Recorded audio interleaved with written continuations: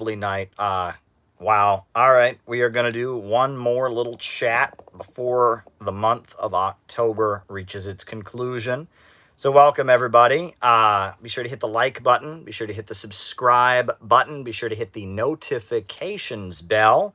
That is always appreciated. Like, subscribe, share, post these videos out, etc. We're going to do one more conversation for today. Happy Halloween. Happy November, as November is approaching. Good times, good times. Welcome, everybody. So glad to engage with all of you.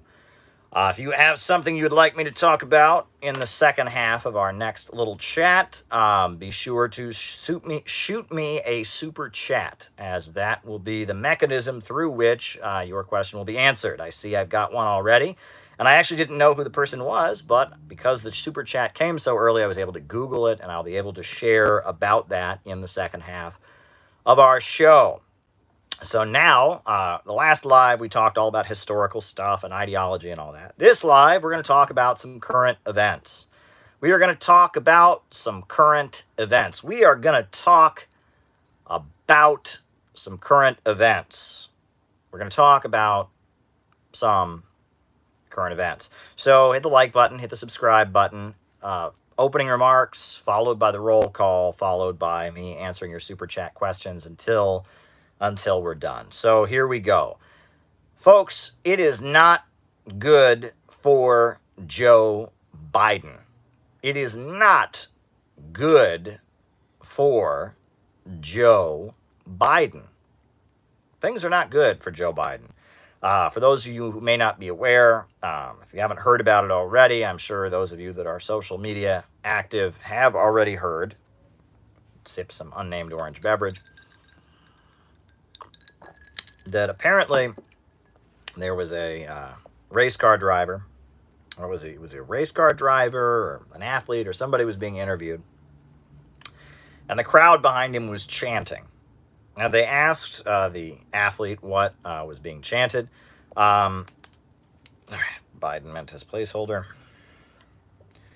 They asked Joe Biden, they asked the guy what was being chanted, and he said, oh, they're chanting, it was a NASCAR driver, I was correct. They were chanting, let's go Brandon. And of course, they were not chanting, let's go Brandon. They were chanting F Joe Biden. But when a big crowd of people is chanting, you can't always clearly make out the words. And so this NASCAR driver thought they were saying, let's go Brandon, when in fact they were saying F Joe Biden. And that has turned into a meme, as I see people are putting it in the chat, etc. So it's funny because it reminds me of when I was in high school, right? News from Lake Wobegon here. When I was in high school, one of the big scandals in my senior year of high school was when the referee made a call at the basketball games that people did not like. They would begin chanting, push it, which when a whole crowd of people are chanting, push it, it sounds a lot like, BS. And that was, of course, the scandal of the town, right? Books on Soviet history. That was, of course, the scandal of the town because, we can't have such obscene words. It was seriously, seriously a source of outrage from some of the teachers in my town. But when it really gets down to it, Joe Biden's popularity has tanked. The economy is not doing too well. There's a lot of anger going on. Joe Biden is a wildly unpopular president. He's not doing a good job. The public is angry with him. He's being hit from all sides, from the economic angle, from the foreign policy angle, from the, just in so many ways. He's not doing well. I have told people, as much as I did not vote for Joe Biden, enjoy Biden while he lasts. Enjoy him while he lasts, because as I warned in the previous live, liberalism could soon collapse into illiberalism, and we could get something a lot scarier than Joe Biden pretty quickly. So enjoy Biden while he lasts. But that said, when it comes to the vaccine mandates, all right, here's the thing. Biden, that blew up in his face. That blew up in his face. It's one thing to encourage people to do something, but nobody likes when they feel like they're being coerced. People do not like being coerced. There's no two ways about it. Putting aside, nobody likes being coerced. There's a very famous book called How to Win Friends and Influence People by Dale Carnegie. It's considered to be one of the first self-help books that was ever published. And in How to Win Friends and Influence People by Dale Carnegie, he tells the story of a construction company that required the employees to wear hard hats for their protection, helmets on their heads. And the story goes that there was a man who worked at this construction company whose job it was to make sure everyone wore their hard hats, because if the person got hurt, they weren't wearing their hat, the company could be liable. So he would go around, if he saw somebody not wearing their hard hat, he would say, stop that. No, I told you, the rule here is you got to put your hat on. If he saw them more than 3 times or whatever not wearing their hat, he would discipline them. He would write them up and give them some kind of discipline, punishment, dock their pay, whatever. And people still just wouldn't wear their helmets. People just wouldn't wear their helmets. They resented that. But then one day he decided to change his approach.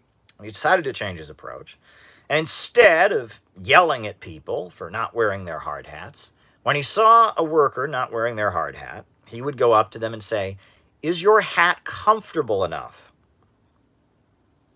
And he would look at the hat with them, and he'd ask them about the padding inside of the hat.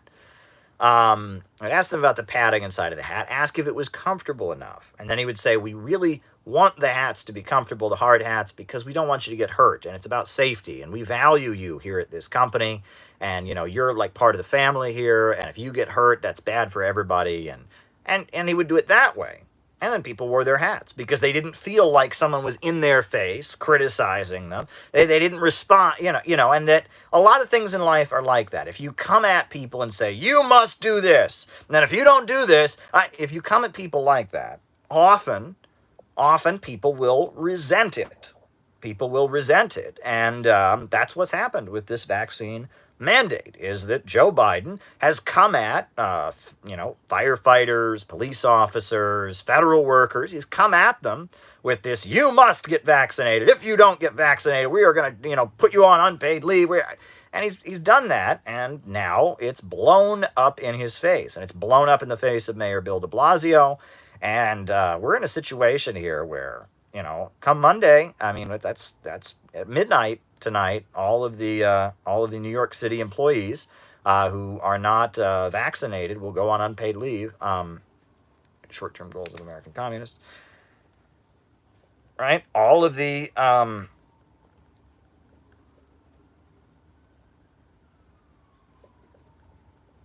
U.S., all of the employees that are not vaccinated will be at this point they'll be going on unpaid leave, and we may lose 1 in 5 of our fire departments in New York City, and we may not have EMTs. It's a little bit of a disaster, and that generally isn't the best approach. Now, some people might argue, well, Biden had no choice. He had to do this, and there was no way. He just had to be the bad cop at this moment. There's been plenty of opportunity to get it, blah, blah, blah. Well, it's blown up in his face, I'll tell you that much. These vaccine mandates are quite unpopular. Most people are not opposed to getting the vaccine. Most people are willing to get the vaccine, but the idea that if you don't, you're going to get, put on unpaid leave, city workers, firefighters, federal employees, that blew up in his face. It was an example of poor management, and it blew up in his face, and now we're going to have to face the consequences. And that said, first of all, I'm vaccinated. I've had 2 doses of Moderna, and before that, at one point, I even had COVID. So I can testify that COVID is real, and I can testify that the vaccine has not killed me. The first one had barely any impact on me at all. The second one made me very, very sick for about a day, and then I was okay. So I'm not an anti-vax kind of guy. That's just not where I'm at. But I will say this, that the language around the vaccines is starting to get a little obnoxious, okay? I am for people getting vaccinated. I am not against the vaccine. I don't believe it's going to kill you. I don't believe it's going to harm you. I'm not, but at the same time, the approach we have to the unvaccinated people, the approach liberals have toward them is problematic on some level, right? First of all, these people don't trust the government. Do you blame them? How many times has the U.S. government lied to the U.S. public? Over and over again. They lied about Iraq and weapons of mass destruction. They lied about our civil liberties after 9/11. They lied about Libya. They lied about Iraq. They lied about the Flint water. So when people don't trust the government, whose fault is that? Is that the fault of these people who they're just so stupid they don't believe the U.S. government? Well, no. At a time when we need to be able to believe the U.S. government, at a time that it's very important that we get accurate information from them and be able to believe what they're saying, at such a time, we're now facing millions of people who are like, hey, you lied to me before, you lied to me before, and you lied to me before, and I've seen the economy go downhill, and I've seen all the people in my communities, living standards go down, and, I don't trust you. Well, I blame that on the person who's been lying over and over. I don't blame that on the people. And what is it that they're saying to the people who don't want to get vaccinated? What is the attack on them? They don't believe in science. That is your crime. You don't believe in science. Why? Joe Bob hasn't gotten vaccinated. Joe Bob does not believe in science. Bum, bum, bum. That is his crime. He does not believe in science. Do you believe in science? Are you now, or have you ever been a science denier? Right? I mean, this is the thing. The worst type of person you can be, according to liberals, is someone who doesn't believe in science. Now, U.S. headed way of Germany. Here's the thing. Believe in science, from my understanding, as someone who knows what science actually means, is that you don't believe in science. Science is defined by the scientific method, meaning that there are experiments, that there are, there's hypotheses that become theories. You don't have blind faith in science. That's not how science works. If anyone's telling you, believe in it, it's science, then they are being incorrect, because science is all about not believing in itself. Science is all about questioning. It's about the use of the scientific method to question things to determine the truth. That's how science works. Science, by definition, is not something you believe in. Science is something that you, by definition, question. It is a process of interrogation, of trial and error, of experiments to determine truth. So if someone's telling you to believe in science, they don't know what science means. That's kind of the definition of science. But apparently you're supposed to believe in science. And the reason that this grinds my gears is I grew up in a small town in Ohio, and the overwhelming majority of people I went to school with were creationists who did not believe in Darwin's theories of evolution. My family, my father, who has a master's degree in biology, and we believed in Darwin's theory of evolution in our household. And so I endlessly had arguments with creationists growing up. And one of the most common things I would hear from creationists is they would say, quote, evolution is a religion. I would hear this all the time from creationists. They'd say, evolution is just a religion. If we can't have religion in school, how can they teach evolution? It's a religion. I heard that one so much growing up. And, I would hear people, another wise guy used to say, science and Christianity are both religions. Evolution and creationism are both religions. You just have to have faith in one or the other. And I would always be frustrated. I would say, no, science is not a religion. Darwin did not develop the theory of evolution because an angel came down from heaven and appeared to him and said, dear Darwin, I bring you a message from the great God of the universe. Human beings have evolved. That's not how it was determined. It was determined through the scientific method. He put forward a theory. Other people did research and tried to discredit the theory. There's the scientific process, the scientific method.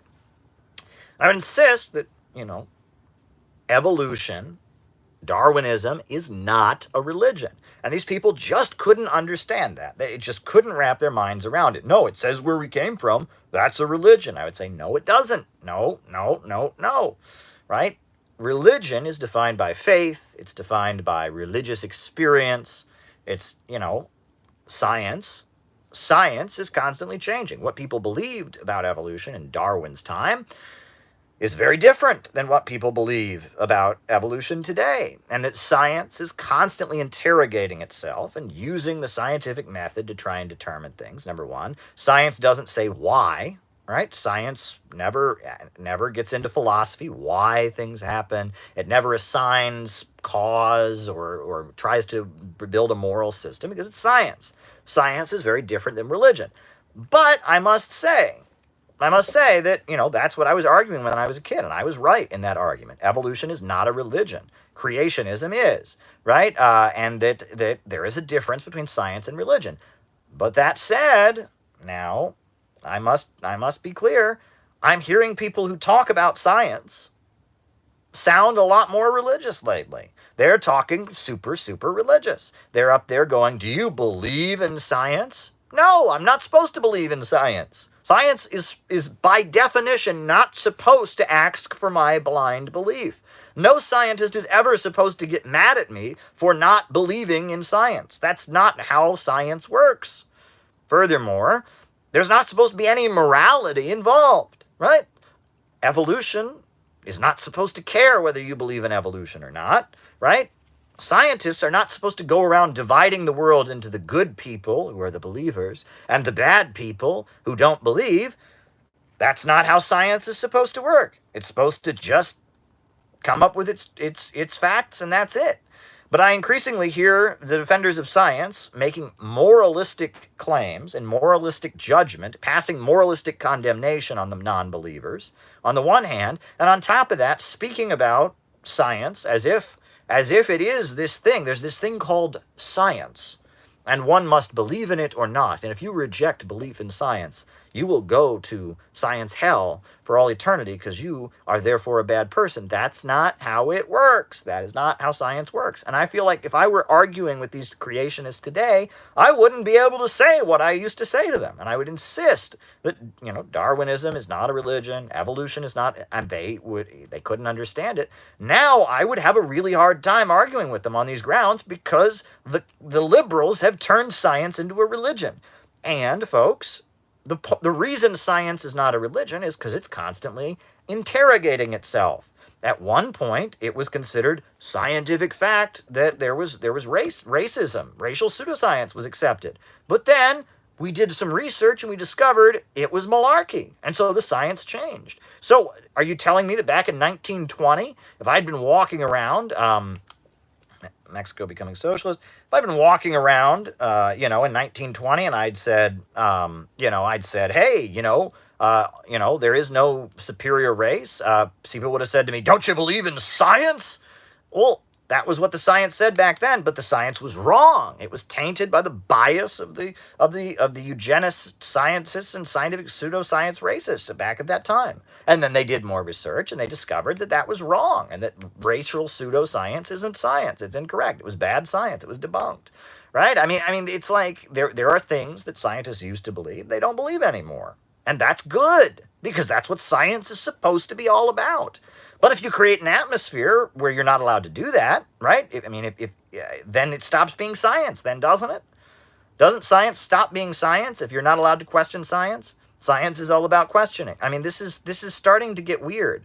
This is starting to get weird, folks. It's starting to get weird. It is really starting to get weird. It's starting to get a little bit weird. Starting to get a little bit weird, I must say. Now, in other news that you may or may not be aware of, Andrew Cuomo, the governor of New York State, the former governor of New York State, has just been arrested. Has just been charged with misdemeanor assault. And, people look at this case and they say, okay, the timing's a little bit weird, right? Why didn't this happen while the Me Too thing was going? Some of the allegations leveled against him are somewhat mild compared to other things. This allegation is that he sexually assaulted the woman. They're not charging him with a felony sexual assault. They're charging him with a misdemeanor assault, but he's been arrested. I maintain that, I'm not saying that he didn't do it. I think there's a very good chance he did it. I think there's a very good chance he did it, and that's reprehensible, and I would never defend anyone doing such a thing.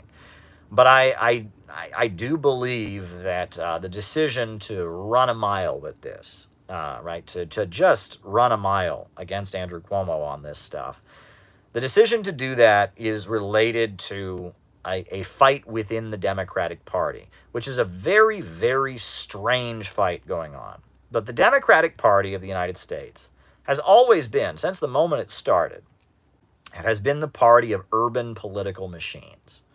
It started with Thomas Jefferson and Tammany Hall machine in New York City, and then you had the rise of Andrew Jackson, it was the party of the Jim Crow South and the urban political machines. The Republicans were the party of the rural folks. Now, it used to be, back in the time of Lincoln, the rural folks were left-wing. They were the free soilers, they were against slavery, they were populists against the big banks and corporations, and the urban political machines were very corrupt and tied in with big business, and they were conservative.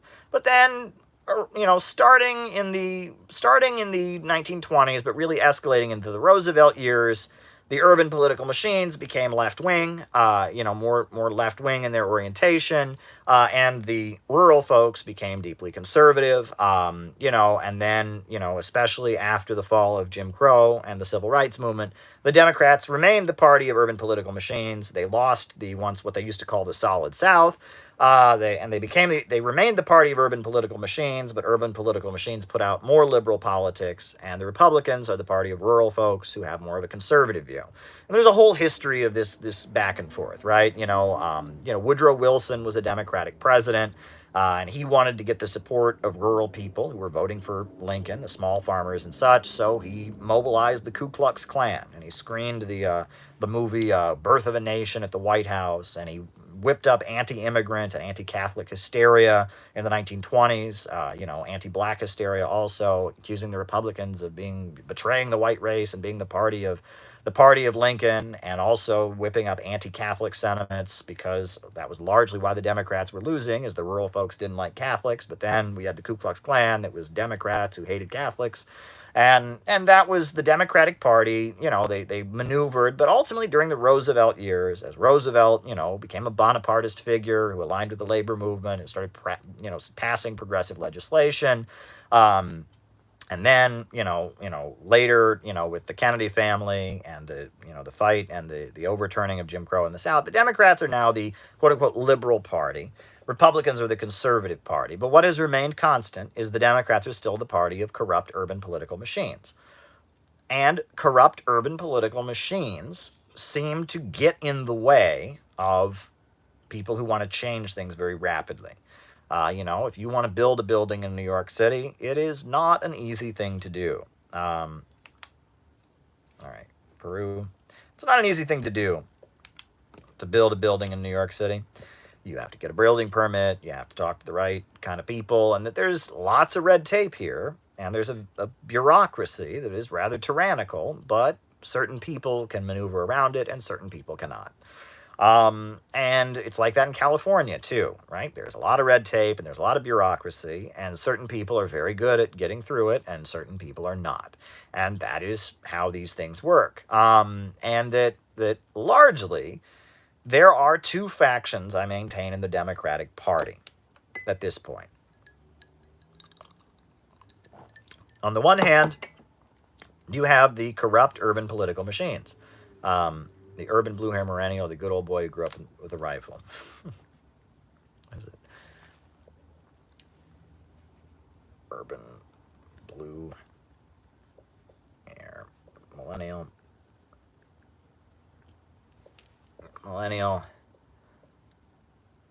Or good old boy. Good old boy who grew up with rifle. And the urban political machines are notoriously corrupt. Meanwhile, there is the other faction. that there is an increasing amount of power in the hands of the Eastern establishment, the Anglo-American establishment, and Silicon Valley, and they really want to get things done right now. The urban political machines serve themselves. They want people to get paid. They want the goods to be handed out. They want to take care of their constituencies. That's what they want. They are self-serving entities. Whereas, at the same time, Silicon Valley, did I almost say Bill Gates, Jeff Bezos, the Rockefeller family, the Ford Foundation, the British, the British ruling elite, they are ready to move ahead with an agenda. The pandemic has happened. They are fearing a big social explosion. They are very afraid of what happened with Donald Trump on January 6th. They're ready to move ahead. They have an agenda, and they are ready to move on their agenda. Meanwhile, the urban political machines don't want to move anything. The urban political machines want to keep the corrupt urban political machines intact. They want to basically make sure that stuff doesn't get done. And that's the fear. So I argue that the Eastern establishment wing of American politics is at this point trying to purge the urban political machines. And they're doing it in order to move ahead with the Great Reset, in order to move ahead with their plans for kind of, restructuring U.S. society in a much more controlled way, and in order to move ahead with their technocratic or technocracy agenda. Right? Next pope from East Asia. Right? In order to do that, they need to purge the urban political machines. And Andrew Cuomo is very much the product of urban political machines. Do you remember during the Black Lives Matter, when they were taking down statues all across this country, Confederate statues and all of that, there was some noise to remove the statue of Christopher Columbus from Columbus Circle. And Andrew Cuomo moved the police there and made sure there were police there 24 hours so they didn't do it. Why? He said it was, quote, offensive to Italians to take down the statue of Christopher Columbus. Yeah, I'm sure that's just his personal feeling as an Italian American. There's no Italian organizations that might share that sentiment. There's no Italian organizations that are well connected in New York City that might share that sentiment. Oh boy, give me a break, right? But that's Andrew Cuomo, right? And that's what he comes out of, and that there are these ethnic associations and there's corruption. Great example of this, right? I don't know if you recall this, but, when I first moved to this city, the mayor was Mayor Bloomberg, and the police commissioner at that time was Ray Kelly. And Ray Kelly was notoriously Islamophobic and was going after the Muslim American community, and there was stop and frisk, and it was all awful. But then Ray Kelly got fired when immediately after, Ray Kelly got fired as police commissioner. They brought in Bill Bratton, the father of broken window policing. They made him the police commissioner. They brought in Bill Bratton as the new police commissioner of New York City. And immediately, a number of police officers in New York City got arrested for disability fraud.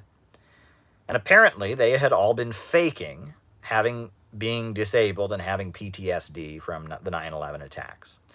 And they went to jail for it. And they were milking the city for hundreds of thousands of dollars, each of them, claiming that they couldn't go outside. They were so scarred by 9/11 that they had mental health, and they had been, they had a whole network. They were lying in their disability claims. They had some corrupt doctors and corrupt psychologists who were working for them.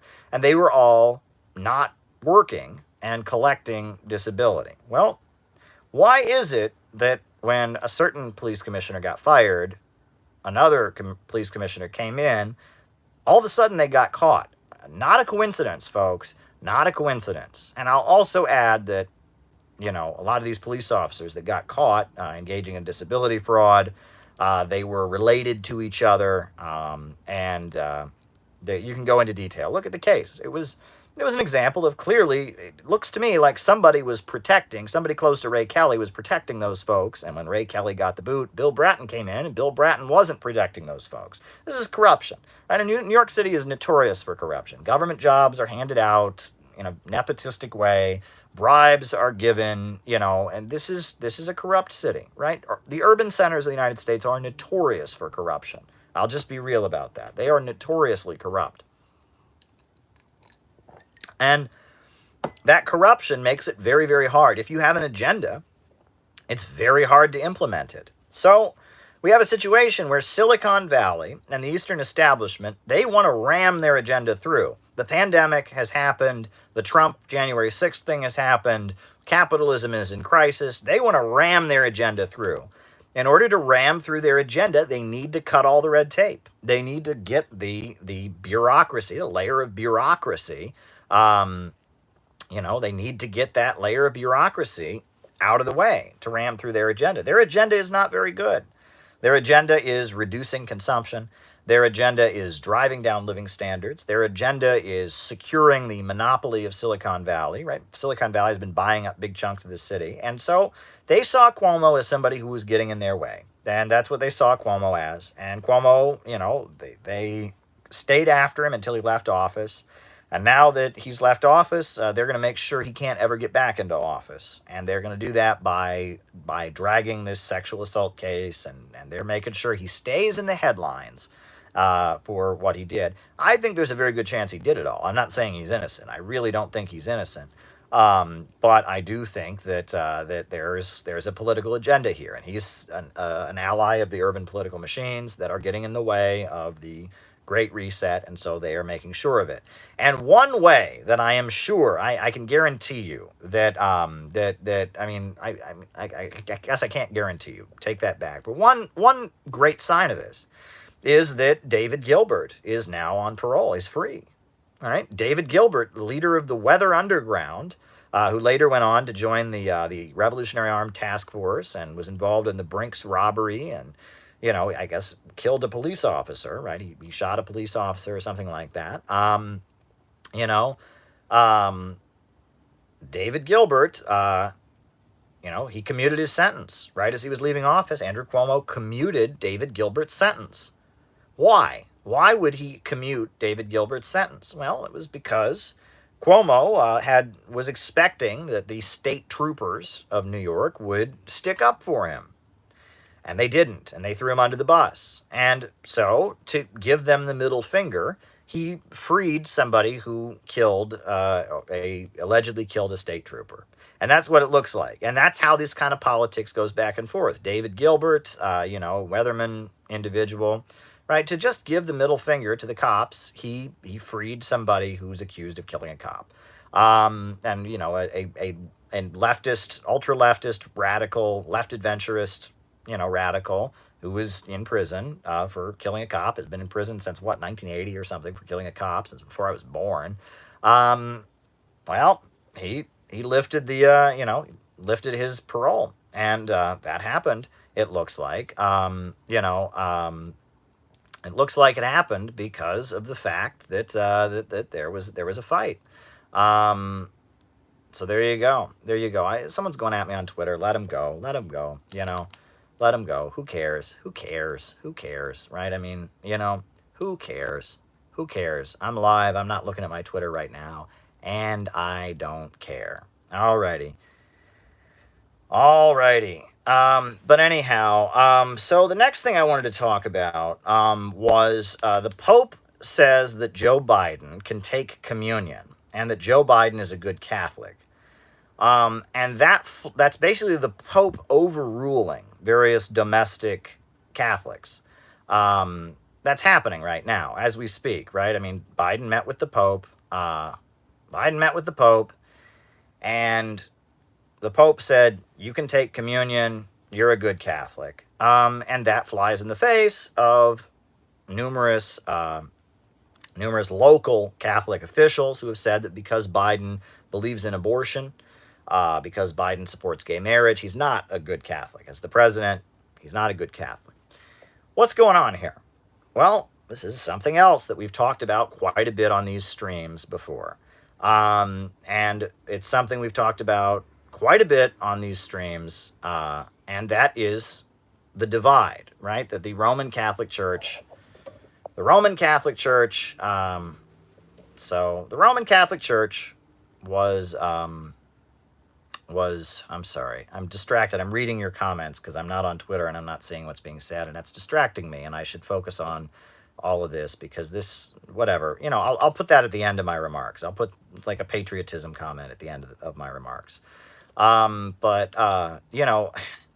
the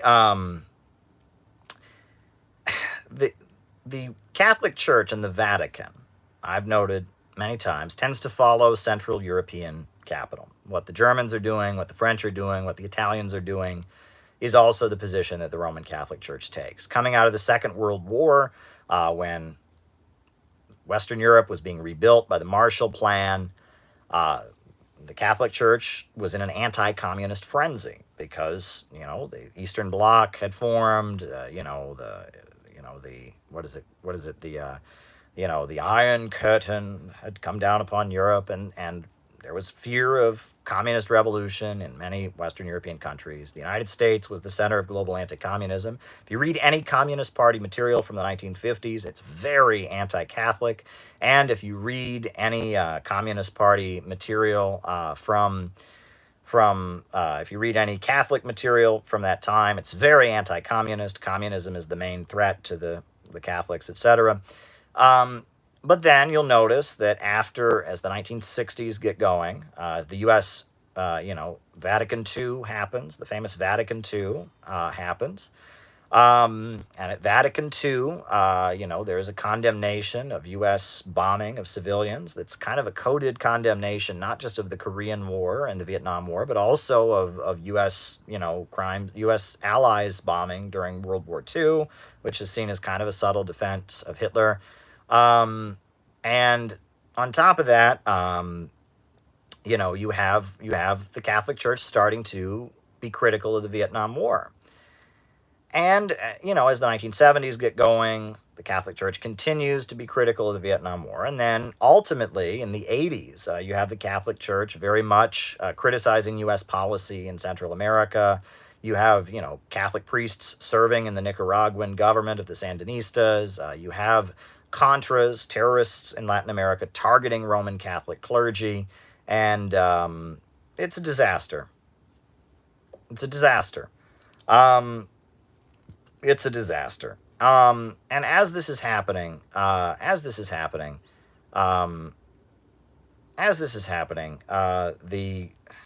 situation, basically, we see that when the Catholic Church is friendly to the United States, that tends to be when Western Europe is friendly to the United States.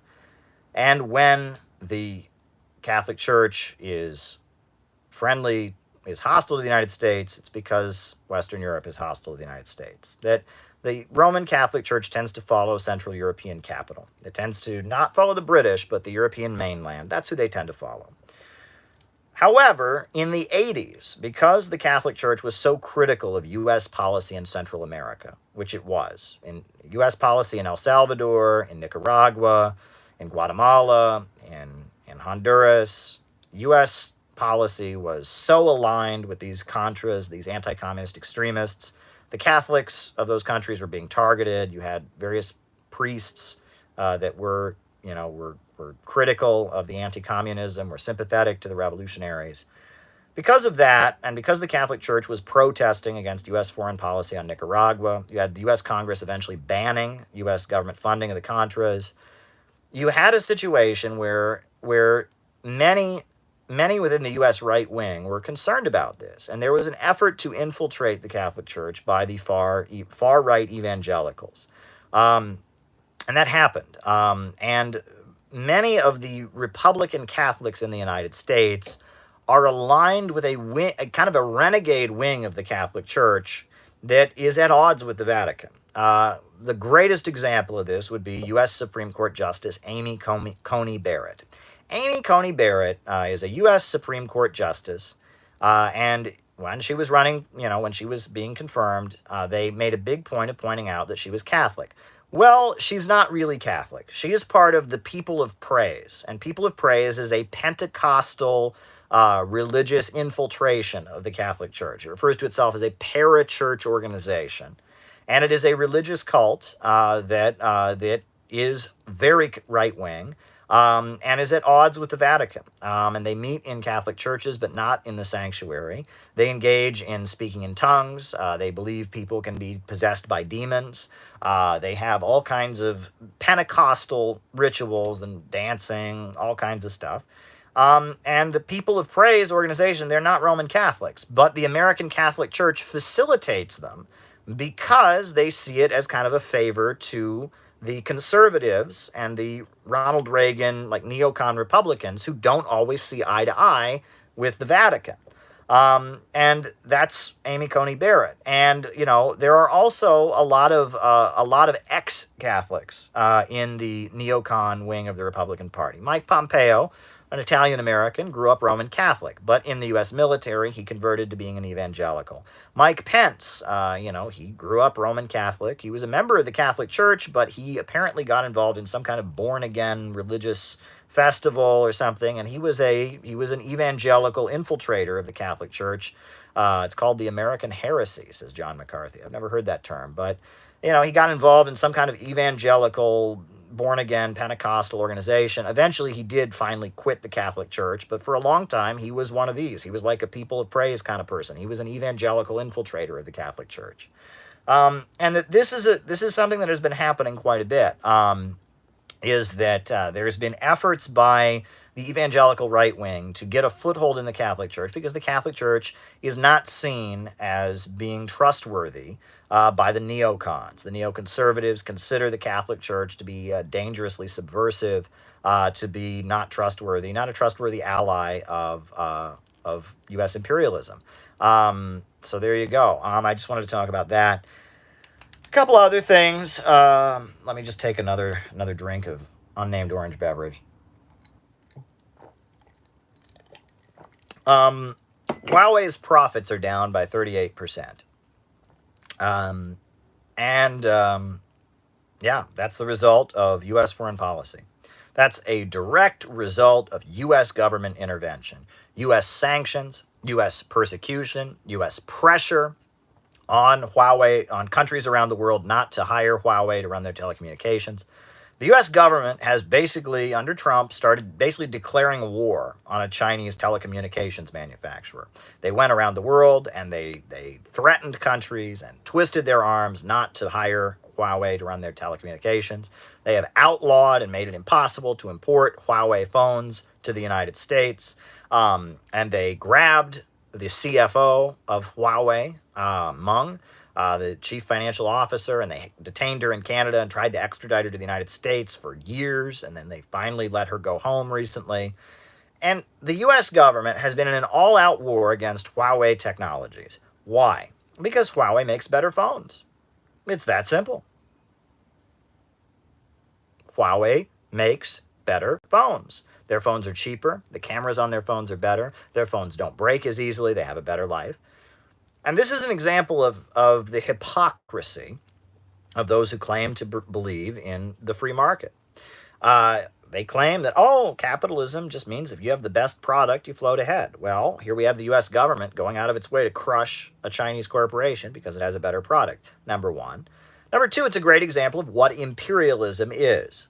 Imperialism is capitalism in its monopoly stage. It is about maintaining a monopoly by Western corporations. The reason that Wall Street and London want to keep the world poor is so something like Huawei doesn't emerge. Huawei is a threat to the profits of Apple. If people buy Huawei phones, they're going to stop buying Apple phones. And so the idea is to keep countries like China dirt poor to make sure that they can't develop corporations like Huawei that are competitors. Before Libya was bombed and destroyed by Barack Obama, it was an oil exporting country. And every barrel of oil that was exported by Libya was a barrel of oil somebody didn't buy from ExxonMobil, BP, Shell, or Chevron. They bought it from the state-controlled oil company of Libya. And furthermore, Iraq, before it was invaded and overthrown, was an oil exporting country. And every amount of oil, every barrel of oil that Iraq sold was a barrel of oil that someone didn't buy from ExxonMobil, BP, Shell, and Chevron. The reason they hate Venezuela, again, Venezuela is an oil exporting country. This is how it works. This is how it works. This is what imperialism is all about. So the war on Huawei is a great example of imperialism in action. Imperialism is economic. It's about holding back development. It's trying to declare war on developing countries, trying to keep them from exporting their own products, from raising their people out of poverty. The goal of imperialism is to keep the world poor so that Wall Street and London can stay rich. That's the nature of imperialism. Imperialism is capitalism in its monopoly stage. That said, okay, so somebody's talking trash on Twitter right now, apparently, according to what I'm seeing in the things. I don't know what they're saying. It's a bummer. I probably shouldn't have responded to the person. Just let them, whatever, let them, have their tantrum or whatever. I'm sorry. I probably shouldn't have responded to this person, but I did because I made a point that needs to be made. But I'll tell you what I said to this person. I'm not even going to name the person because who cares? I'll just tell you what I said. Is this person said that white workers in the United States are fighting for their interests, he said, by supporting mass incarceration, by supporting Jim Crow segregation, and by supporting racism. And he said that's in the interests of white workers. Well, that person is wrong. Every gain that white workers have had has come from opposing racism. The defeat of slavery was not just a victory for black workers, it was a victory for white workers. It was because of the defeat of slavery that white workers gained significantly. They got public education. The first public education in the U.S. South came after slavery was defeated during Reconstruction. Go read W.E.B. Du Bois and Black Reconstruction, and you will read about how poor white workers benefited, low-income white people significantly benefited from the overthrow of slavery.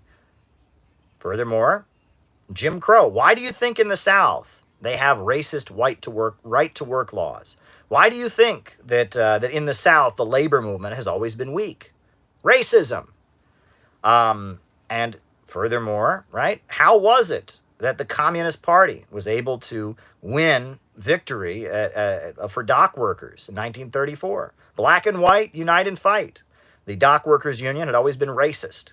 And because of that, when there would be a strike, the bosses would just hire black people to scab. But it was by bringing in the demands of the black community and making clear to the black community that if the dock workers were victorious in 1934, they would hire black people on the docks, by fighting for the black community and their right to work on the docks, by building a black and white coalition against the bosses on the docks. That's how we got the International Longshore Warehouse Union, the ILWU. It has been the mantra of communists for decade after decade after decade in this country. It has been the mantra of serious Marxists. It has been our mantra. We have just repeated it over and over again. Racism hurts all workers. And if you stop saying that, you're not doing your job. It is the job of Marxists, especially white Marxists, to win other white working class people to be anti-racist. That is our job, to build solidarity. Black and white, unite and fight. And if you're going to sit there and say, no, actually racism is good for white workers, well, geez, how, first of all, how does that message help? Are you trying to recruit white workers to join the Klan? Like, what is your message there? Number one, if that's the case, right? Instead of trying to get white workers to stand in solidarity with black workers, we should be trying to recruit white workers to join the KKK, right? Because that's in their interest, according to what they're saying, number one. Number two, it's not actually true, right? Racism, yes, white workers might benefit somewhat in the short term from racism, but in the long term, racism hurts white workers. And that is our job, to win white workers to see that standing arm in arm with black people, standing arm in arm with people around the world against imperialism is in their interest. That is our job as people in the center of the empire. And if you don't do that, right? If your job, you just want to sit in there and feel like, oh, I'm better than everybody else, you know, screw you. I mean, screw you. I just, that's so ridiculous, right? And that's what this anti-patriotism thing is. They, you know, again, they don't want to approach the broad masses of working people with an actual program to improve life in the United States. No, they want a tantrum. They want to have a tantrum against the United States. Tear it down, burn it down. Okay, yeah, good luck recruiting people. You know, knock, knock, knock. Hi, I'm from the local communist group. My goal is to destroy this country. Would you like to sign up? Knock, knock, knock. I'm from the local communist group. My goal is to make you poorer and teach you a lesson for being a disgusting white Euro settler. Yeah, you know, these people aren't serious about politics, right? It's performative. It's woke performance art. And I'm tired of it. I'm really, really tired of it. I'm really tired of these people, and they're doing the dirty work of the imperialists. Right now, the imperialists are trying to drive down living standards in the United States, and these people think that's a good thing, right? They think it's great. I mean, you know, there's a reason Ward Churchill, who promotes this kind of third worldist crap, was a CIA operative, you know, and has, you know, pushed CIA stuff around Nicaragua, right? This idea that, you know, that we want to drive down living standards to make the workers of the United States pay for their crimes because they're all a bunch of racist Euro settlers. The U.S. imperialists love that. They agree. Right now, they are trying to demolish the labor aristocracy and dissolve the United States as an economic entity into a global financial system. So, you know, and now with the woke left are helping them do it. Good for you. Good for you. You're helping the imperialists. You're helping neoliberalism and globalization, right? And you're helping cement the divides. You're encouraging white workers to be racist by telling them that racism is in their economic interest. You're not attacking racism. You're attacking the people who are trying to fight racism. I'm tired of this. I'm really, really tired of this garbage, this woke crap. I'm really tired of it, right? You know, it is our job right now to be winning white workers to see that racism is hurting them, to see that immigrants are not their enemy, to stand arm in arm with people of color, to be opposed to imperialism. And these kind of people go around saying the opposite. And they go around trying to convince white people that they benefit from racism and they're bad people and we hate you and we hate you. Oh, okay, well, that's good. Yeah, that's how you win somebody over, right? You just walk up to them and say, you're a bad person. And okay, yeah, that works. Yeah, good luck with that, right? These people, they're not serious. They don't really want to get anything done. And I'm sick of it. I'm really, really sick of it. I don't know what the person's saying. Don't really care. All right. Names and locations, folks. Names and locations. I will call you out as I see you. Names and locations. Names and locations. I will call you out as I see you. Who's with us? Names and locations. Names and locations. Keaton Mansfield, Zachary, Mike, Javier Torres in Woodside, Danny in Illinois, Indonesia, Clydebank, Sydney, Australia, Northern New Jersey, St. George, Utah, Indonesia, Vancouver, Montreal, St. Louis, Oakland, Bermuda, Don D in NYC, Calgary, Canada, Arturo, Cleveland Pirate Alex, JT24 from Mississippi, Andy Finaro in Maine, Colorado, Richmond, Virginia, Mindanao to Midwest, Mexico, Jenny Lynn in Cincinnati, Ohio, Micah in Las Vegas, Mr. Red from California, Reading, Pennsylvania, Montgomery, Alabama, Neil Fraser in Hong Kong, Springfield, Missouri, Ben in Denver, Chicago, Santa Clarita, Bob Troy, New York, back in Bayonne, Edmonton, Seattle, West Virginia, Silhouette in Austin, Texas, stocking shelves at Walmart, says Elias, shout out to you, Temple City, California, Chicago, Jason Hunt, Tucson, Io in New York, Ben in Chicago, Naples, Florida, Detroit, Tucson, Arizona, Auckland, New Zealand, right? Shout out to you, Io, good friend of the program. Kieran from San Diego, Fort Lauderdale, Wilmington, Delaware, Feathers. All right. Anybody else? Names and locations. Names and locations. Names and locations. I will call you out as I see you, names and locations. If you got any more super chats, just shoot them my way. I'm going to start answering super chats. Kendall in San Diego, shout out to you. Howdy, friends, Kendall. Northern California, Mac, something. It's like a Scottish name, Mac. Boy. All right. Anything else, folks? President Jesus, Caleb in Washington. Another Caleb. There you go. Boston Judas, said Mad Marxist. Very, very good.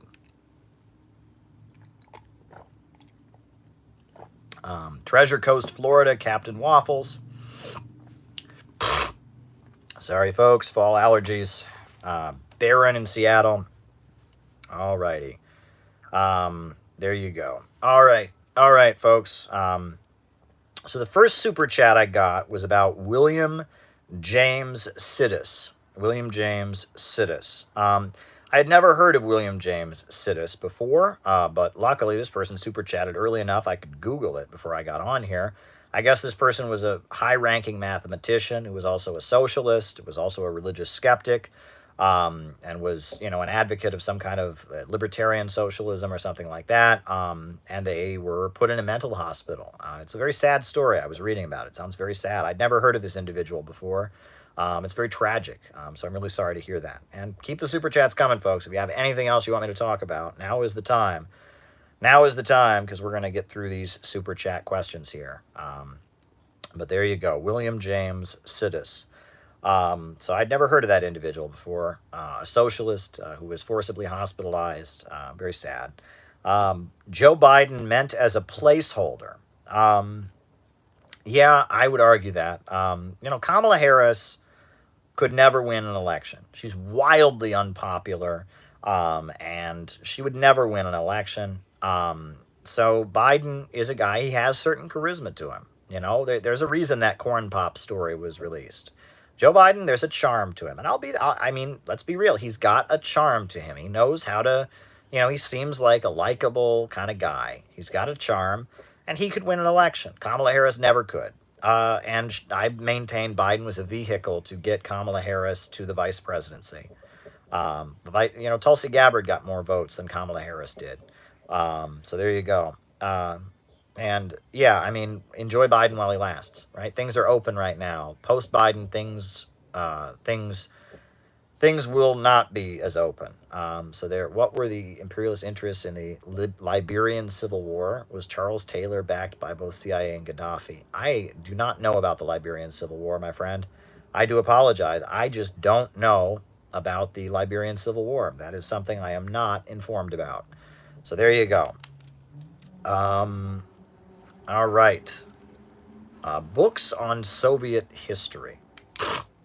There's a very good book called Human Rights in the Soviet Union. That's a very good book. All right. Propaganda. So effective. There's a very good book called Human Rights in the Soviet Union by Albert Szymanski. That's a very good book on the Soviet Union. There's a very good book called Cities Without Crisis by Mike Davidow. It's about the Soviet Union and how their cities work and the economic model there. There's a very good book called Socialism Betrayed by Roger Kieran, and that's about the fall of the Soviet Union. It gets into the history of the economy of the Soviet Union and what led to perestroika and all of that. Is software a commodity? Commodity. Do engineers create value? That book is very good. Roger Kieran. Black Shirts and Reds by Michael Parenti is also very good. That's his essays about the fall of the Soviet Union, about communism, etc. That's good. What other books on Soviet history? One book that I enjoyed reading is called Soviet Communism, A New Civilization. It's 2 volumes by Sidney and Beatrice Webb.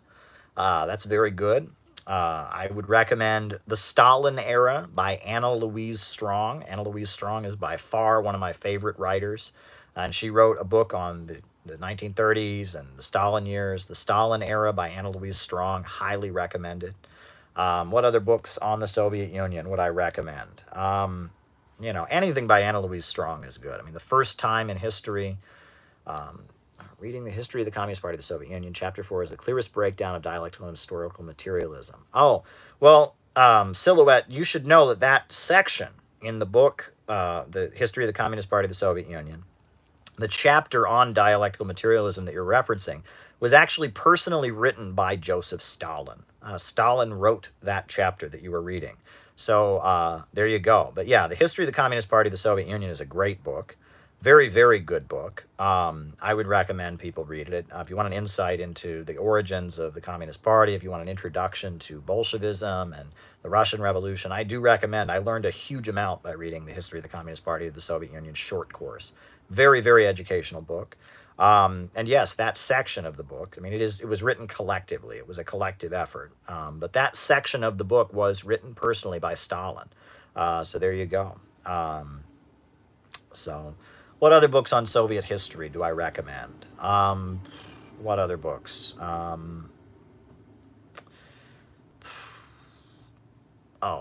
With the fall of the Soviet Union, can one argue that Trotsky was right rather than leading the counter-revolution? All right. Right after fall of USSR. All right. Books on Soviet history. We already mentioned Sidney and Beatrice Webb. We already mentioned Anna Louise Strong. We already mentioned Albert Szymanski, Human Rights in the Soviet Union. The Red Flag is Still Flying is another book by Albert Szymanski I would recommend. We already mentioned Roger Kieran, Socialism Betrayed. What other books on Soviet history would we recommend? There's actually a book that I read that was kind of interesting. Forget the name of it. It was about a metal factory in the Soviet Union. It was like the history of a Soviet metal factory. And that was very good. And it went into great detail. It was like an academic study of a factory in St. Petersburg that made metal. And they just studied how this factory was done. It was from a somewhat Trotskyite perspective, but it was still very, very, very good. That book I got a lot out of. Very good. If you're looking for a book on the history of the Soviet Union, if you want like the life of Trotsky and his role in it, you can read Isaac Deutscher and his series, which was called The Prophet Armed, The Prophet Unarmed, and The Prophet Outcast. That's particularly good. What other material is there out there? Wow. I mean, yeah, I'm just thinking off the top of my head, different books on Soviet history. I think I gave you quite a few books there, but there you go. There you go. All right.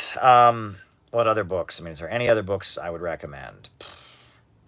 I got a kick, I will say. I don't, of all the Grover Fur books out there, the one that I probably would recommend to people would be Soviet Democracy by Pat Sloan. I've never heard of that book. But the book that I would recommend is Blood Lies, which is Grover Fur refuting the points made by Dr. Timothy Snyder of Yale, the head of the Russian Studies Department. That's very good. Blood Lies by Grover Fur. It goes into great detail, kind of dissecting some of the claims that were made by Dr. Timothy Snyder, point by point. It's very good. I found that to be very, very good. Yeah, there you go. There you go. All right. Short-term goals of the American communists in the next 3 to 4 years. Well, one thing we need to do is we need to popularize Fusion City. The demand for an international facility for fusion energy where the whole world combines all their research into fusion energy, that needs to be popularized. And we need to get fusion energy scientists on board with it. And we need to popularize it well beyond the Center for Political Innovation. We need to get that out there, number one. We need to popularize the notion that socialism and Christianity are compatible and that socialism and patriotism are compatible. That needs to be widespread. The Center for Political Innovation needs to have a national conference at some point in the next 1 to 2 years with more than 1,000 people attending. That needs to be a goal. Within the next 1 to 2 years, we need to have more than 1,000 people attend a national conference of the Center for Political Innovation. And I think we can very easily do that. We're expanding, and we have a full-time outreach team now, and we are growing. Reading groups are expanding around the country. We can very easily have a conference of 1,000 people within the next 2 years. That must happen. We need to have 1,000 people gather for the Center for Political Innovation conference. That needs to happen, and it will happen. I think we can do it. What else do we need to have happen? We need to popularize the Sandino-Zapata economic corridor. We need to popularize that. We need to popularize our economic program. We need to get our literature more widely circulated. We basically need to start circulating our ideas among the broad masses of people. People, average Americans, who would never consider joining the woke left, need to be confronted with real socialism, an understanding that we put forward an economic program that will make their lives better. That needs to happen. And the John Brown Volunteer Corps, we need a lot more John Brown volunteers. You guys are great. Keaton is a John Brown volunteer. He's watching. He's kicking ass every day. They're doing great work, but we need more of you. We need a whole battalion of John Brown volunteers. We need there to be 100 John Brown volunteers. We need there to be John Brown volunteers in different places operating at the same time. We need there to be John Brown volunteers operating on the West Coast, on the East Coast, different places simultaneously. There needs to be a headquarters for the Center for Political Innovation, a building at some point that is established. Probably not in an urban center, in a rural area. There needs to be a training center for the Center for Political Innovation, for the John Brown Volunteers, for Students and Youth for a New America. We need a training center where we can have classes and educationals, and it can function as the organization's headquarters. That needs to happen as well. We plan this summer to have yet another retreat. We don't know where yet. We're doing a Texas campaign that starts December 1st, and that's going to be very exciting. And then after Texas, in the spring, we'll be, in the late spring, we'll start our Chicago campaign. And then as summer sets in, midsummer, we need to have a campaign. We need to have a retreat, a national gathering for a few days where we strategize, where we bond, etc. That needs to happen.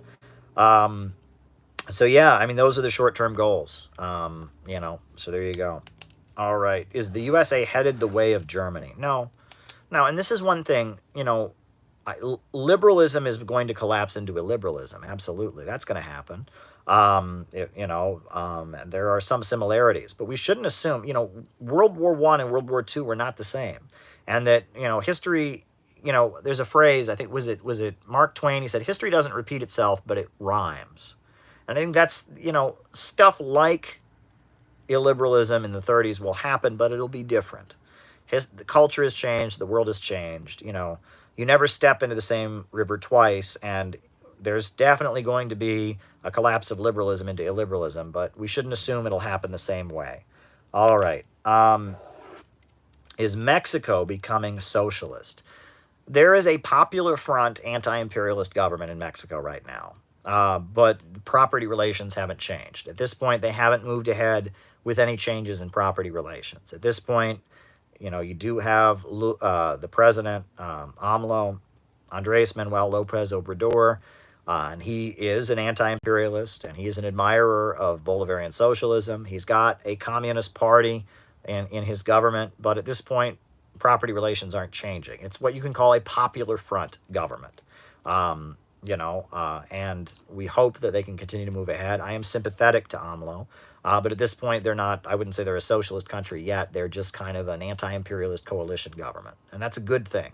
And I hope that they can move ahead, but it's a negotiation, right? It's a coalition. It's a different forces. There's anti-imperialist capitalists who want to see their businesses get stronger. There's labor unions. There's different layers to it, and it's a coalition government. And my hope is that they can move ahead towards socialism, but do so in a way that is effective.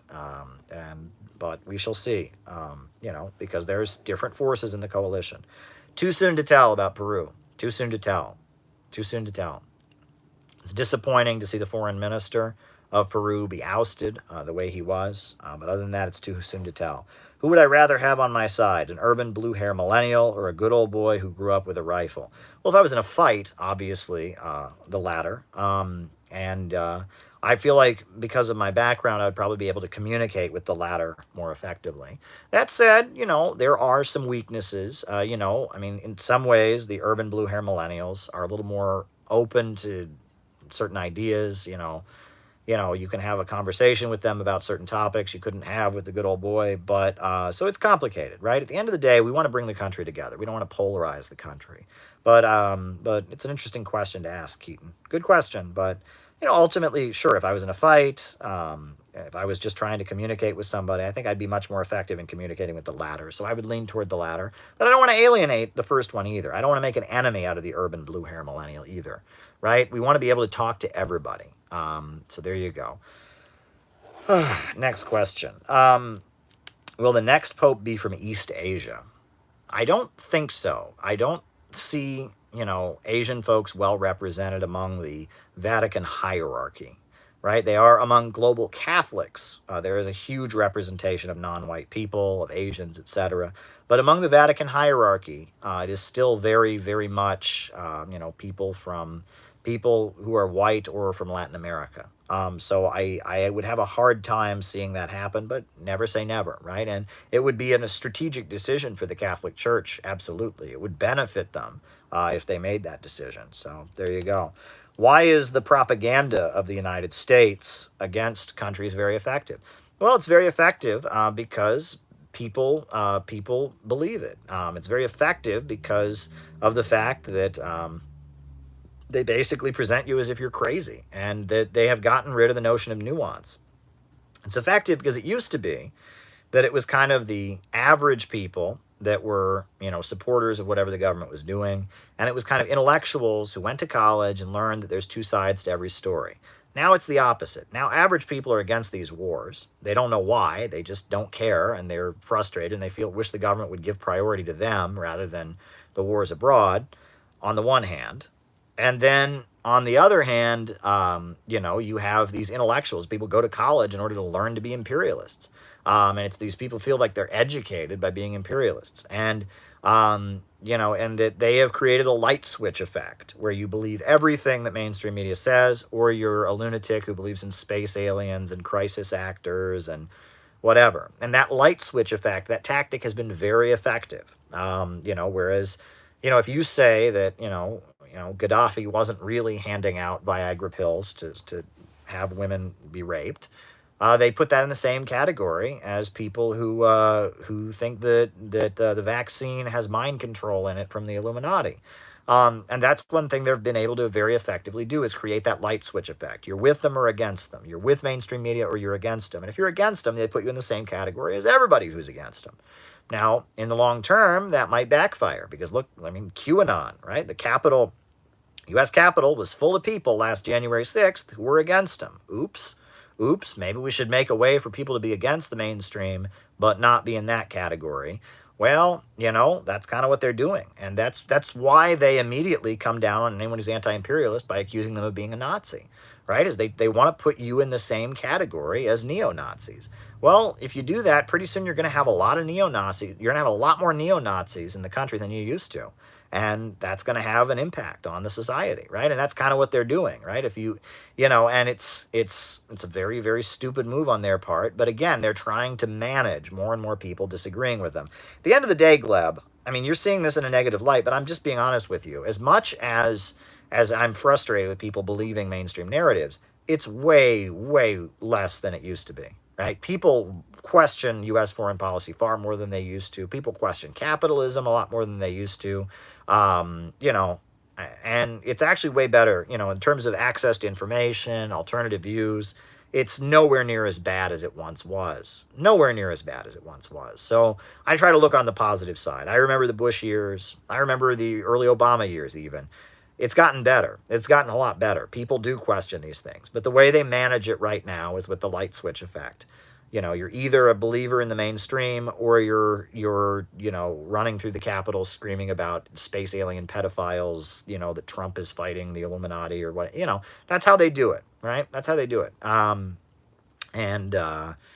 But more and more people don't believe. People don't believe in it. So there you go. Is software a commodity, and do engineers create value? Yes and yes, right? People pay money for software, right? It's something that people create, and then other people pay money to get it, so that would make it a commodity.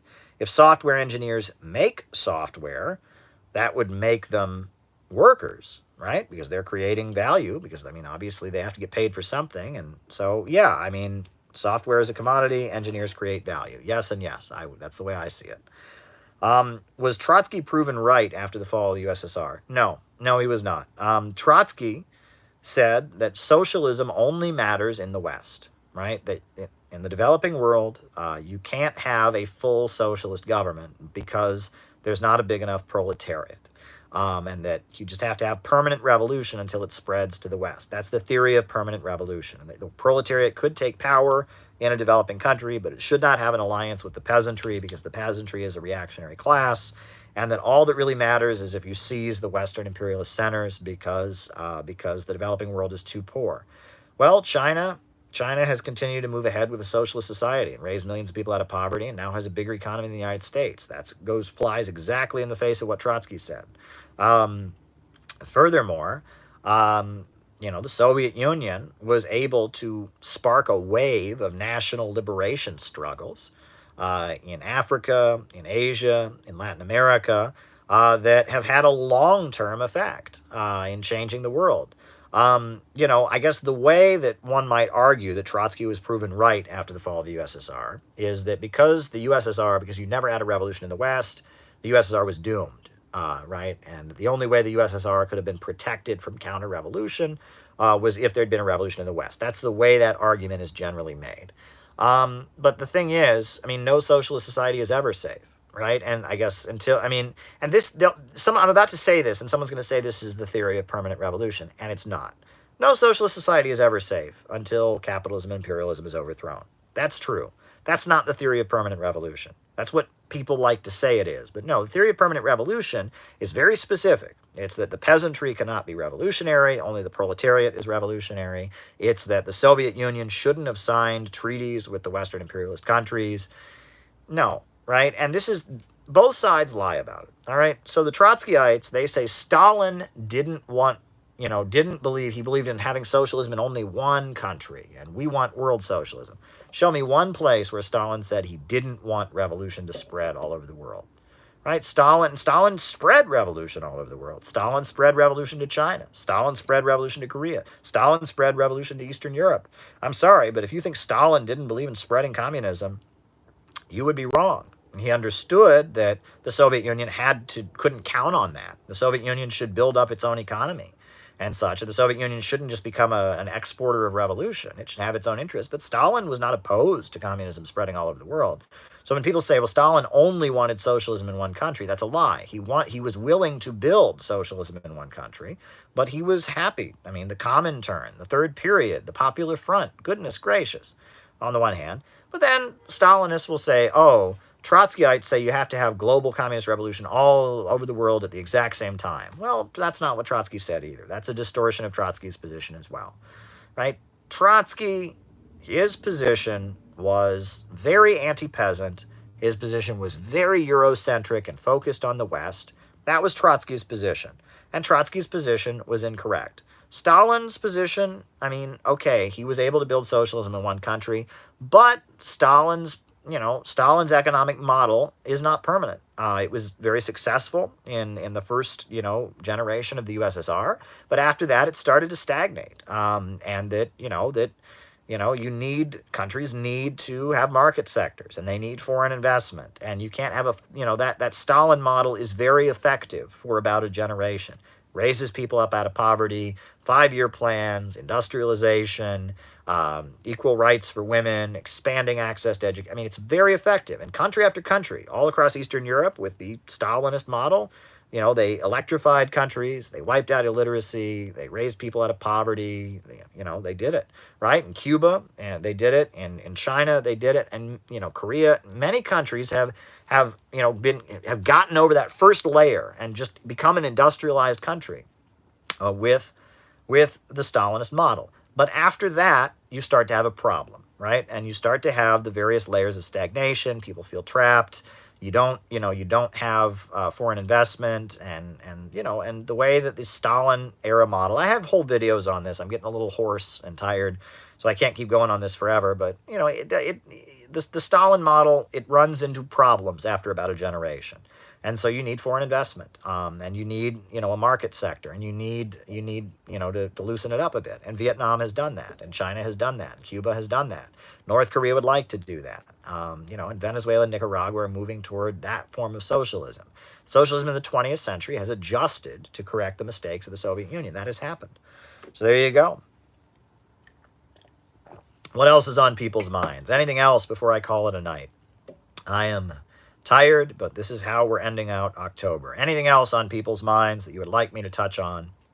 This is the last call for super chats. So anything else people would like me to talk about? Anything else on people's minds? The clock is ticking.